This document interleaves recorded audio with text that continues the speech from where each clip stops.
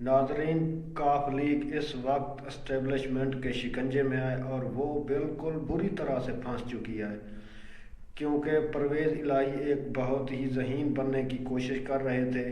इमरान खान से धोखेबाजी करने की कोशिश कर रहे थे, लेकिन आज इमरान खान ने वो सीढ़ी भी खींच ली जिस पर वो खड़े होकर बहुत सी बातें कर रहे थे। अब उनके पास कुछ नहीं।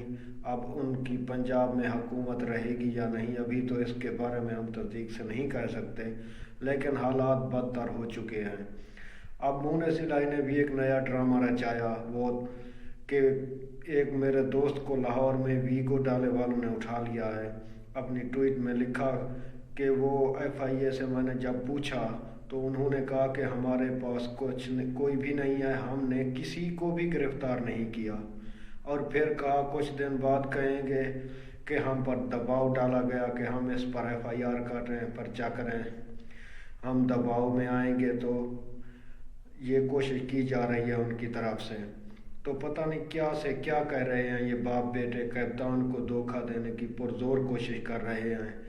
और दूसरी तरफ जब कॉन्फ्रेंस करते हैं तो कहते हैं कि इमरान खान के साथ हैं हम और हमेशा के लिए ही खड़े रहेंगे, हमें PTM में किसी भी वजह से नहीं मिलना और हम जाएंगे भी नहीं। एक तरफ ऐसी बातें करते हैं, दूसरी तरफ कहते हैं कि आपने बाजवा के खिलाफ जो गलत बयानी की वो आपने गलत बात की, ये नहीं करनी चाहिए थी। PTI पर बहुत ही बाजवा के एहसानात हैं, कभी कुछ तो कभी कुछ, आज तक पता नहीं चल रहा ये बाप बेटे आखिर करना क्या चाह रहे हैं। तो सियासत में काफ़ी इस वक्त हालात ख़राब हो चुके हैं, तो इनको भी समझ नहीं आ रही कि क्या करना चाहिए। हो भी सकता है कि ये PTM के साथ मिलने के लिए ये एक ड्रामा रचाया गया हो, लेकिन हम यकीन से ये नहीं कह सकते।